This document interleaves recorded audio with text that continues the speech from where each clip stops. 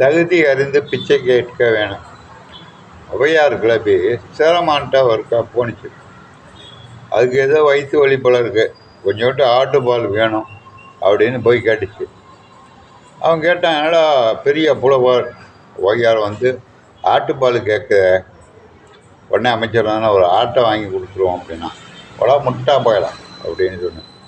ஆட்டை வாங்கி கொடுத்து ஆட்டை கொடுத்த சேரமானு எனக்கு பணம் கொடுத்துருவானோடா, வேண்டாண்ணா உடனே அமைச்சர்கிட்ட சொன்னார், காதில் சொன்னார், ஒரு தங்க ஆடை செஞ்சாந்து கொடுத்துட்டான் ஔவையார்கிட்ட. நம்ம பிச்சை கேட்கும்போது அப்படி தான், அவன் தகுதி அறிந்து பிச்சை கேட்க வேண்டும், தகுதி அறிந்து பிச்சை போட வேண்டும்.